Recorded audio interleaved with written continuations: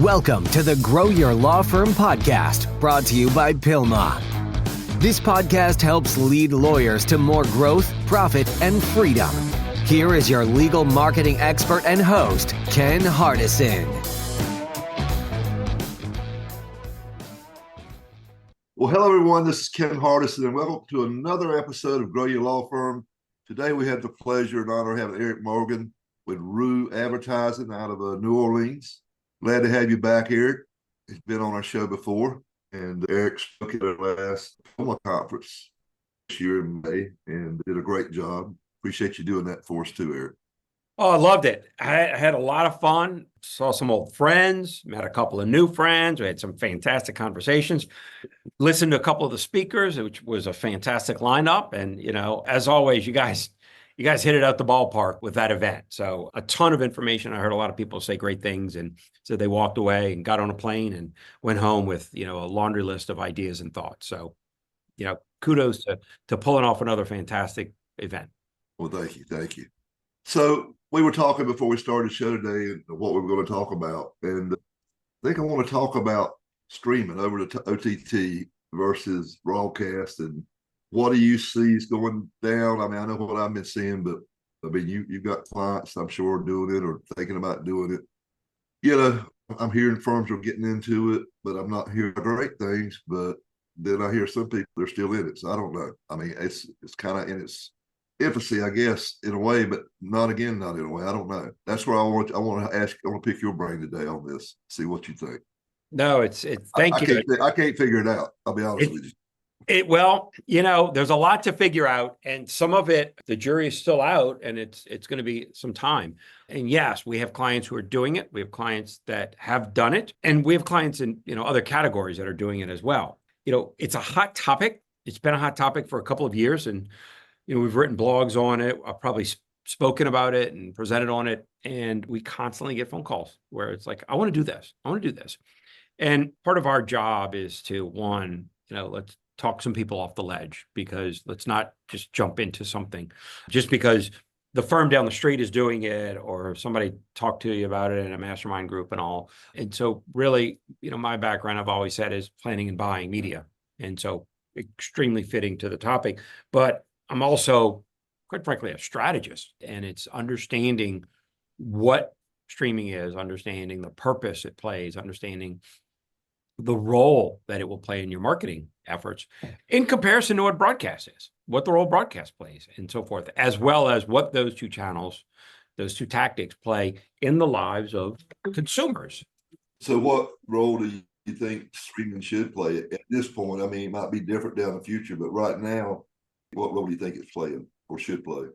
The short answer is that if you're comparing it to broadcast television, it will never live up to the ROI. Right now, at least in the foreseeable future.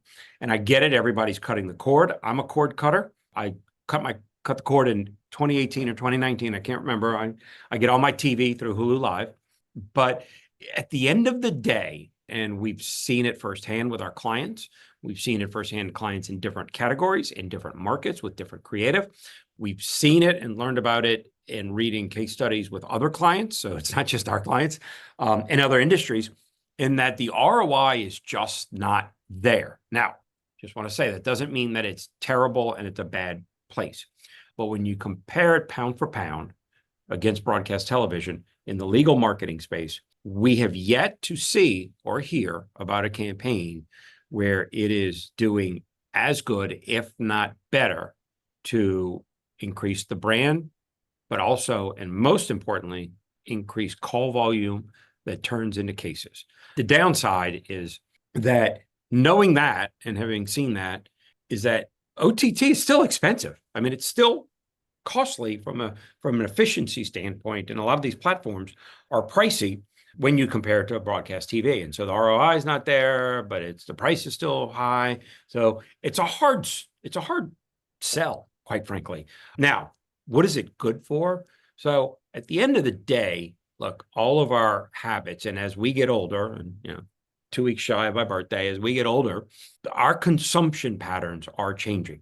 And so we are all eventually going to be on devices where we're connected to streaming or some sort of over-the-top OTT. And so it does play a role. It helps reinforce the brand. It helps support what the brand is for. It helps create an identity. It helps to deliver the personality of that brand and understand and educate the audience. The thing that, and this is my hypothesis, the thing that I've come up with on explaining why the ROI, the immediate, pick up the phone, make a phone call, I saw your ad, effect that built the legal world in the TV, on the broadcast side.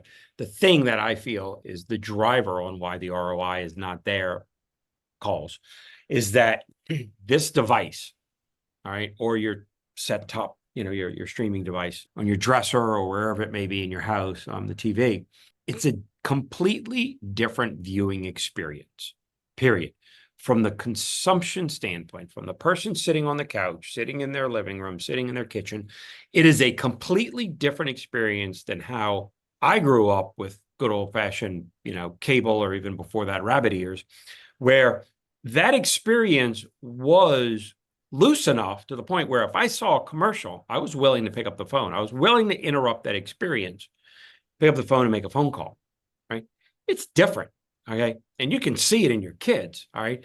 They will watch, all right, their device nonstop, streaming something, viewing something. They won't move. The house will burn down around them. They will not get up, okay? No matter what.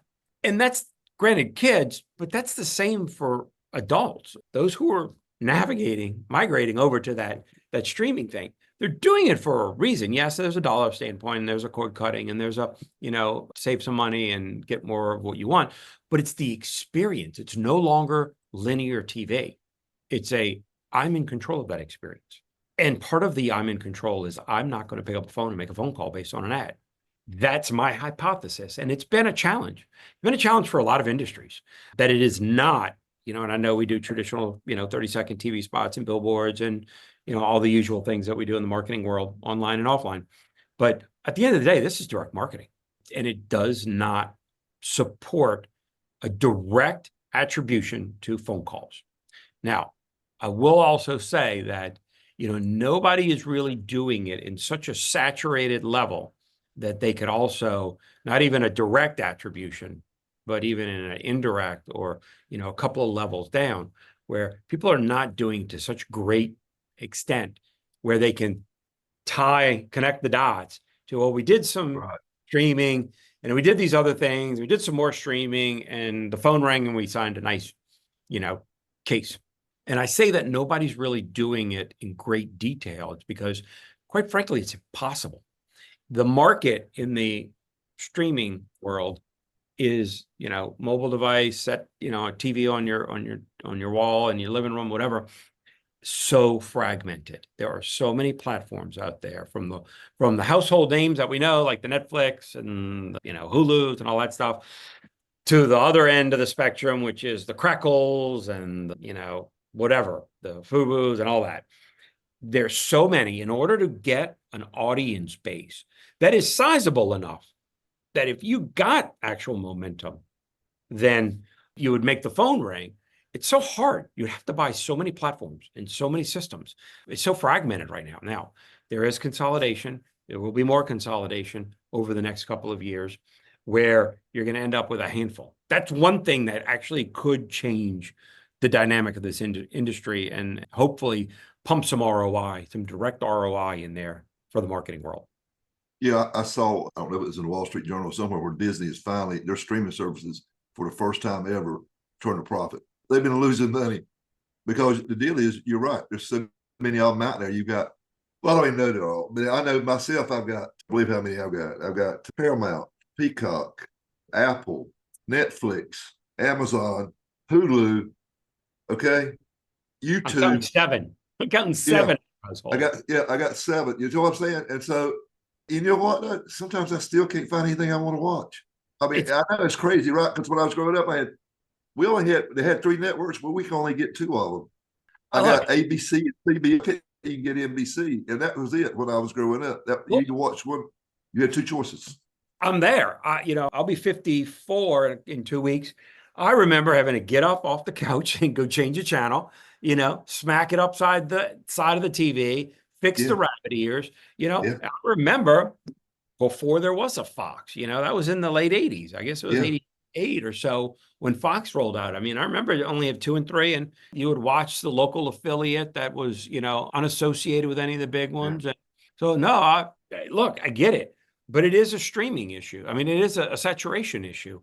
That's one of the biggest problems. But they are consolidate. They will consolidate. It's like every Well, I've industry. seen like where Hulu's gone in, and you'll see them bundling together now somehow. Yeah.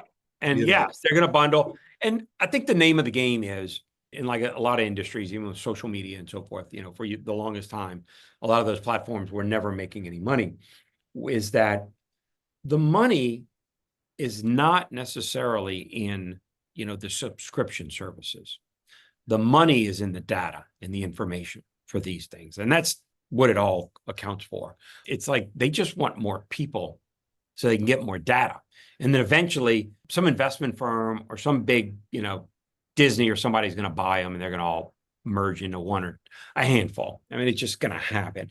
At that point, you're going to have 3 or so major players that are going to have such a large audience, subscriber base, and so forth. Then it becomes highly efficient to reach this group of people that you want for your law firm. And you can start seeing the ROI on it. So I got a question that just came to me, and it's got nothing to do with streaming, but it's got to do a lot with TV. Because I've got some mastermind members that just don't have the budget to compete with these guys that are in these big markets. I mean, they're spending, I know some lawyers spending $1 million a month. Man, it's crazy. I mean, some of these real large, they just can't do it. And they're only going to spend the money on streaming because they're not hearing anybody say they're getting the ROI on it. So my question, and this is just something I told them to look into, but I don't claim to be an expert on this, but there is a thing called zone cable where you can go in, and cable's expensive too, but not as expensive as, I don't know what it is now, but back when I was buying it was more expensive than broadcast. But if you can buy a zone, like if you're in like I got a mastermind member in New York, he just buys Long Island zone cable. Yep. And he does okay with it. I mean, because he does other things. He does billboards, What do you think about that as a strategy for somebody that's wanting to get into TV, but just they're looking at the top 5 and they're saying, I can't even get close to it. I mean, I got 20 or 30,000, and these guys are spending, $3, 4, 5, 6, 7, $800,000. Yeah. Add a couple of zeros to it. Yeah. Yeah. I mean, I can't compete. Yeah, no, it's challenging to compete. And that's what is incredibly unfortunate, honestly, because there's a lot of great firms out there that do great work, and they want to spread the word, and they want to grow, and there's great attorneys that want to help people. And it's unfortunate that the price to play ball, the entry point, has become so out of reach. Obviously, in the big markets, New York, LA, Chicago, Philly, all of Houston, Dallas. But surprisingly, and even in some of these smaller markets, it's getting out of control, or mid-sized markets. So in terms of cable, yes, it's an option. Truth be told, and I'll give away a secret, we are not fans of cable. Now, if people are doing it and it works, fine, great, keep doing it. The thing with cable, and it goes back to our conversation of, streaming versus broadcast and cutting the cord, that people are cutting the cord, and that's cable. But the reality is cable is not, in comparison to broadcast, cable is not a mass medium.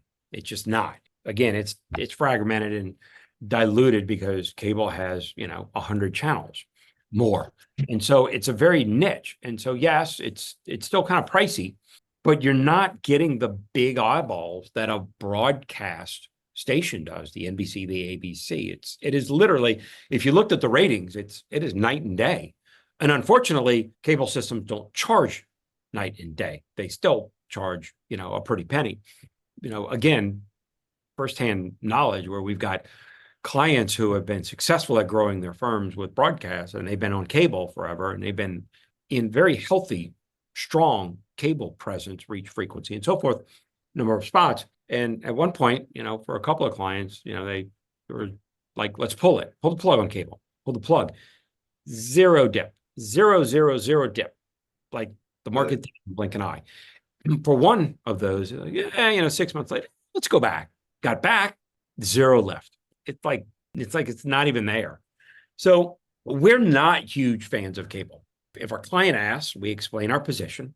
But at the end of the day, they're our client and they make the calls. And so we're willing to help them because we are, frankly, I believe I've got, and she's been with me for 19 years, the best media buyer, television, broadcast, cable, radio buyer in the country. And she's fantastic. And so we'll help them do that. And, hopefully we can make the best out of it and make the phone ring. The good thing, though, is that while the cost per spot on cable is expensive, it's not cheap, is that when you have cable, it doesn't cost as much to own a couple of networks because you don't have this, the saturation is not there, the competitive set is not there, where in broadcast, you got to scream and shout a little bit more, because there's so much going on in that space. So I'm going to give you a hypothetical. So if I got $20,000-$30,000 a month to spend, would you recommend, one or two radio stations in the market versus a zone cable? So when you brought up the previous question about cable and all, I wanted to, you reminded me, I wanted to have a follow-up position on it, is that, it's too expensive to get into these markets. If you have, $20,000, $30,000 a month to spend, what would I do with it? What the strategy that we've been rolling out lately for clients is that instead of back up, we don't compete with the big guys. Like we will never say, and we have a lot of clients who are not number one. Okay. And it comes down to, we want to build a strategy that makes sense for your business, meaning your firm, meaning it's a cost per case basis and a volume, period. We want to run a campaign that's affordable, but generates the volume that's right for you at the cost per case that's right for you, regardless of being number one, number two, number three, number seven in the market. And we will tell everybody, we have very few clients that are number one. I mean, we've got a very successful client who went in a bunch of years. They grew 400% in the first 18 months, and they've never been number one. They're comfortable in 3 and 4 in some of their markets. But the business model works. They're getting fantastic cost per cases, and the volume's great, and they're rolling into their fourth market. And so that's it. So what we would say is, let's take that $20,000, $30,000 and possibly find, and we're doing this now, is depending upon what market, probably not New York, but if you're in a Memphis, if you're in a St. Louis, or if you're on something like that, let's go take it. First and foremost, we want to look at broadcast and say, can we take it and own something very specific? All right. I'm not going to say go buy NBC and ABC and Fox and CBS and all the, but let's find one network that we can have a strong presence, very specific time slot throughout the 24 hours, and have a solid presence there. Because we're very much if you're going to do something, do it well. And so we want to make sure we do it well within those parameters, because you can generate some brand awareness. You can generate interest and knowledge of the firm, which ultimately leads to calls and case signups. That's where we would start. Now, we would also look at possibly cable, even though we have a predetermined position on it as a whole, but we'd still give it consideration. Definitely would look at radio, but honestly, and look, we buy a ton of digital. We buy millions of dollars of digital search. We do display, social, organic social, paid social, you name it. But the bottom line is that the thing that built this industry and it continues to make the phone ring and continues to generate the brand. And ultimately, people are making decisions on the brand. They call it brand because they already have an emotional connection with it, and they already have it in that decision-making process. It's broadcast television. So in as much as possible, we would love to start with that. Now, we might complement it and support it with some other things, billboard or digital or what have you. And they got to have their house in order before we would roll out this campaign. But that's where I would look. Now, radio makes sense. Radio is great. Radio is perfect for frequency. It's a high frequency channel. Promotions. So if you're supporting something, sponsoring something, involved in the community, beautiful, beautiful partners to work with about putting some back to school events or some fall events, some holiday drives, raising some money for Toys for Tots and things like that. Beautiful, beautiful for radio. Absolutely include that. Those are fantastic things. But radio is like cable. They don't, you've got all these different stations, and now, of course, you've got the Pandoras and the Spotifys of the world, but they are very fragmented, and you've got, country, adult, contemporary. And so you're talking about young men, young women, old women. You got to go buy a bunch of these stations to get a sizable enough audience. And that's part of the challenge there. And with radio, granted, it's cheaper, but you lose the sight. You lose that critical aspect because people want to see who they're doing business with. People want that visual stimulation, that visual emotional aspect of it. So that's a drawback, but that's a role that radio can play. We have a lot of clients that do radio. We like radio, but again, don't go take $20,000, $30,000, drop it on radio and think you're gonna get a cost per case of $1,500, in month number 2, because that's not 100% the role that radio plays for any industry, much less legal marketing. Yeah, we had a mastermind member, and they just bought one station. They spent like 22,000, and they went on the station that was, their market was kind of big, but it was one big city, but it was a big geographical area. But they went and it was the Pensacola, Pensacola. Yep. So you got Mobile, Alabama. Mobile, Pensacola, yep. Yeah, but so they just said they only had one TV station based there, and they just went with that one because it had the local news and everything, and they just put everything on that station and kind of pressed it in like 3 days, Monday through Thursday or Monday through Wednesday, I can't remember. They did okay with it. I mean, but it won't New York. I mean, it won't Dallas. Was this on TV or radio? TV. Yeah, so Mobile, and there's a couple of markets like that, and there's 210 markets in the country like that, in general. Mobile, Pensacola is a weird one because it's a 2-market city, or it's a 2-city DMA, but the 2 cities, Mobile is in Alabama and Pensacola is in Florida, and so the newses are different because WEAR is the TV station in Pensacola. It's an ABC affiliate, and so while it's Metro, DMA news, when it comes to politics and it comes to state news and city news, it's different than the news you're going to get in Mobile because they're 2 completely different states. Right. Yeah, but again, that's what we're talking about is finding one. Now, Mobile, Pensacola almost dictates it because you have that state line running through the TV market.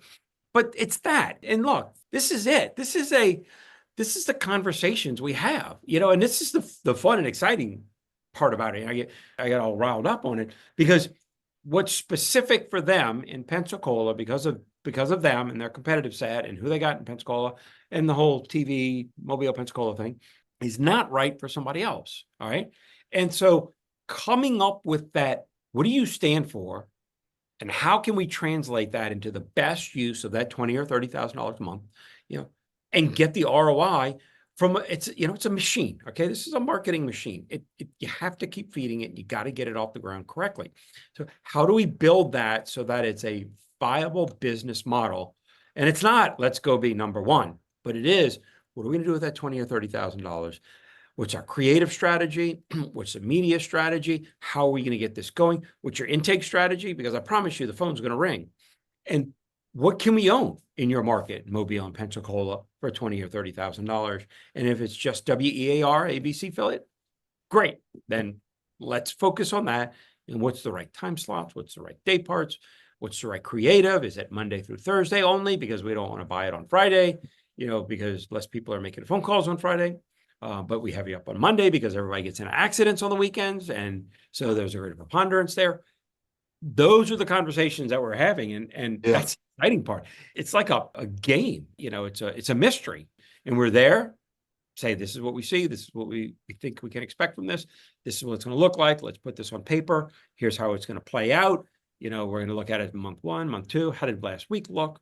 And you tweak it and tinker with it. 20 years ago, I was on all 4 stations, but I just ran. I was number 2, and I was spending $80,000, $100,000 a month, and I just ran Monday through Thursday. I tried it different ways, and that just seemed. Actually, went down to Monday, Wednesday because 75% of my calls came the first 3 days, and it was like Monday was the biggest day, Tuesday was the next biggest day, Wednesday, and it just kept tapering off every day. We get some calls, but I'm talking about the volume. I'm talking about when you're getting loads of calls. That's the textbook definition, and all of our clients over the years, we're 27 years old this year, actually 27 in a couple of weeks, close to my birthday, but all the clients we've talked to, Monday, then Tuesday, then Wednesday, and it staggers off, except for one client, and I'm not going to name names, but that client, they're an anomaly. They're doing fantastic, multiple markets, but they've got something weird. We have grown their firm. They've grown from 2 to 30 something attorneys, but it's just weird. We cannot figure that out. Why they are just so different. But yes, everybody else in the country is at Monday, Tuesday kind of spike. So, Yeah. and we look, that is another thing. You got 20 or 30 grand. Let's pick our battles. What days do we want, and Yeah. let's do Monday really well, or do Tuesday or do Wednesday really well. Yeah. And if you're on the same station, people got a tendency to watch the same shows over and over, or they watch the same news channel. They get hooked on us. I mean, I do it. I like to watch certain news at night, in the morning. We are creatures of habit. Yes. And I think, if you only got a small budget, if you put it in there on that one station and then just friggin' beat it to death hard as you can, I mean, I think you got a chance. I mean, you know a lot better than I do. That's what marketing is. I mean, marketing is ultimately to, shape some sort of a behavior, whether you want people to think a certain way or vote a certain way or pick up a phone call or buy a product. And we're creatures of habit. So we're using marketing to try and change that habit for the benefit of our clients, obviously. And so understanding why people do certain things, understanding how they get shaped by information. I mean, look, remember the days when we all had magazines that we would fold the corner of the magazine because there was a great article, or we would tear it out and slap it on the refrigerator and go, I want that for my birthday, or, that's the outfit, whatever. That's how powerful marketing or media is, these channels, because it shapes people. I mean, it's fascinating, the whole psychological aspect of it, consumer behavior. And so it's the goal of marketing to get involved in that and change that for the benefit of making a phone ring or a click. I want to cover one last thing because we never talked about this before. And so we've got some lawyers that are buying their own media. And I'm going to tell you my position. Well, I want to know what let me asking the Fox about the hen house. And I was told this, I want you to tell me if I'm wrong or not. But I used to buy my own media, but I went to a media buying school, but then I got out of it and hired somebody else because the reps like to deal with the business because they get a bigger commission. They get bigger commissions themselves. And so they're going to try to steer you away from an agency. Mm-hmm. And of course, they're looking after themselves. I mean, they look at you a little bit, but what I'm saying is what you don't know, if they're sitting there and say, well, we got this spot for $20 and, versus this spot for $200, and you're thinking $200 spot's too expensive 10 times, but you're getting 20 times the eyeballs, the $200 deal is better than the $20 bill. You know what I'm saying? I mean, but most lay people that don't know the business don't understand that. You're not buying, it's not apples compared to apples. I mean, you got to look at what the eyeballs per thousand. But I just think in the long run, it's cheaper and better to hire somebody like you than it is to go out there and try to do it themselves. Even though I did it myself, but I did it after taking a 4-day course with a bunch of ad agency newbies. Yeah. You know what I'm saying? That they were teaching their people. So I was going to the right place. You know what I'm saying? Yeah. Yeah. No. And we send our junior people there, and I went there 30 something years ago and did those courses. And to be honest, I still do courses from time to time on different subjects. We all need to. Yeah. Things change. But, look, I'm not going to tell people that having somebody in-house or doing it yourself is a terrible idea. I mean, I know a lot of people that do their own taxes, but I will explain the value of it. And back to your point of $20 versus $200. The reality is that the reps, our relationship, our success is attributable to a fairly decent percent to our relationships with our reps. Okay. So our reps are, they're the good people, and I don't want to badmouth them, but their goal, and they have a goal. They literally have a corporate mandated goal that they have to go back in every day to their sales manager and say, I sold X today, and X on their particular TV station or radio station or website or whatever. And in my opinion, I think that there's some flaw there. And so the role that an ad agency plays is that we're an objective advisor. And I tell my staff all the time, we are financial advisors. We spend tens of millions of dollars every year on behalf of our clients. And it's our job to advise our clients based on one thing, ROI. Wow. Not because we sell Facebook ads or because we're a rep that sells NBC time slots for 30 seconds or what have you. Whatever is going to make the phone ring with the best qualified potential law firm client. And so the benefit is our objective perspective. The benefit is the fact that we are doing this for other law firms, even other categories. We do a lot of hospitals and healthcare. And having that knowledge in other markets, having the knowledge of knowing that WEAR and net market and whatever, and then the difference in that, is valuable because we've got clients that are doing different things. We started talking about OTT. What did we learn from them? What are they seeing? And how can this come over? All right. How does it play for our current clients? So look, you hire experts to handle, your dental work, to fix your car and so forth. So there's value there. If you can't afford an agent, and I tell everybody, call me, pick my brain. I'll give you, look, I've given you advice. I've given your audience a whole bunch of stuff.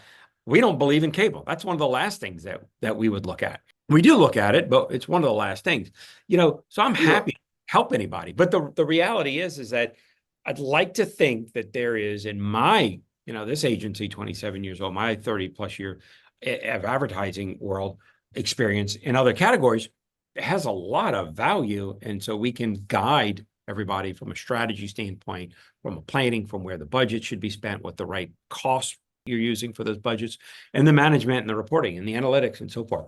And so, look, we have some clients that we have lost because they took it in-house. And I like them and I'm happy for them. And I call them and email them and just say hi and I send them a holiday card and all that stuff. So it's going to happen. Again, call me anytime. But I've had some that do it, and I ask them. I says, "Well, are you posting your buys?" And they say, "What?" Yeah. So, explain posting, because people need to understand it. You'll do a better job than I will. One thing, even when I bought it, I hired Morgan's girl that used to work with him to post all my buys. I paid her like $2,000 a month to do it, but I felt like it was so important. And who was that? Sharon DeLuca. Okay, I think I know that name. Okay. She used to run his marketing agency 15 years ago. So posting, and I don't want to get too technical in it. I'll try and give a very abbreviated version of it. When you're buying television, and truth be told, we don't buy it around ratings, but you hear about Nielsen ratings, okay?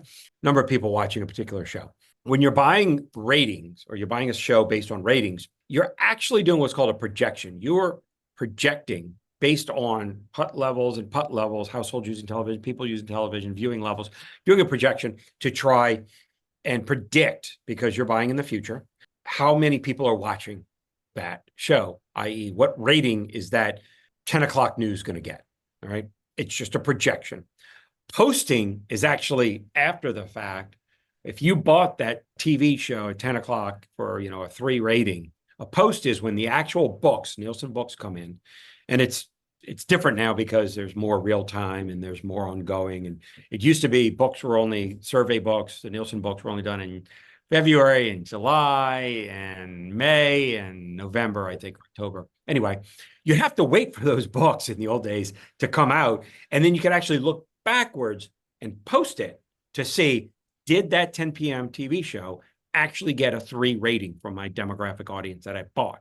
If not, the TV station owes you some rating points because they under-delivered. If you over-delivered, you win. You did great. Yeah. And then there's the, under-delivered, over-delivered. Did I get the rating points based on the cost per point? And when you buy television in a lot of negotiation process, CPP, cost per point, cost per rating point, or cost per Nielsen point. So yeah, you probably learned all that in your 4-day media class a bunch of years ago. I did. That's media buying there. We got people here on staff that just love that. And, we get the Nielsen books and all. And we say, yeah, you do posting, because posting it's a couple of things. We negotiated and we predicted what that TV spot was going to do in terms of eyeballs. Yeah. But then it's also going back and holding the TV station accountable, going, did you really deliver that many eyeballs for that program? Yeah. I'll be honest with you, I had one station that was under-delivering by 50, only delivered 55%. I cut them off. I said, I'm not spending any more money till you make these good. Yeah. Because they keep saying, we're going to make them good. We're going to make them good. But I mean, it was like Warner Brothers or something. I can't remember, the Frog or whatever the Frog is. It was one of those stations. But if I hadn't been posting, I wouldn't have known. They sure as hell ain't going to tell you. I mean. Yep. And, here's the thing, and look, I say this to a lot of clients, and I learned this in my early years, not in legal marketing, but honestly, in car dealership marketing, because, you say they underdelivered, and look, you're like, as a law firm, you're like, I spent my money, and you know what? Yes, I want my make goods because you underdelivered, but you know what I really wanted? I wanted those eyeballs then when you said you were going to deliver them to me, because I wanted my phone to ring then, because I wanted the cases then. Okay. And so I stressed to my team, it's like, look, it's right then and there. We have restaurant clients, and we used to do car dealerships years ago. And it's like, there's a person that's on that car dealership lot, a salesperson, and the client, the dealership owner, does not want a make good later. They want foot traffic that day so that salesperson can sell a car and make commission and pay their bills. It's really important that these stations get it right. So the post analysis, holding them accountable, is great, but we would rather kind of on the front end, have a pretty serious conversation with them going, you better nail this post, which means that you delivered what you got, what you sold us. Because I don't want to make it up a month later. I want my client's phone to ring right then and there. That's what you're trying to do. And we tell them, look, your show's not getting a 3 rating. Your show's probably going to get a 2 rating at best. So we'll take that show at a lower rate because you're only getting a 2 rating. And we need something else because we do want to get ultimately to 3. So we need a 2 rating and another 1 rating show. That's the process. Good deal. I enjoyed this, man. This has been fun. Had a little flashback down memory lane, huh? Yeah. So if somebody wants to get up with you and pick your brain there, how's the best way? RouxAdvertising.com, ROUX advertising.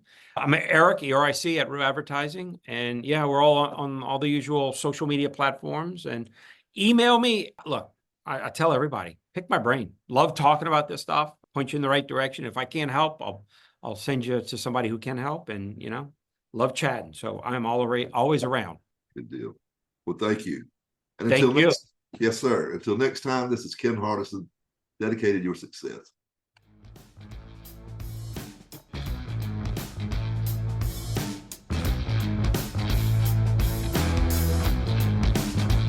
You have been listening to the Grow Your Law Firm podcast, the podcast that leads lawyers to more growth, profit, and freedom.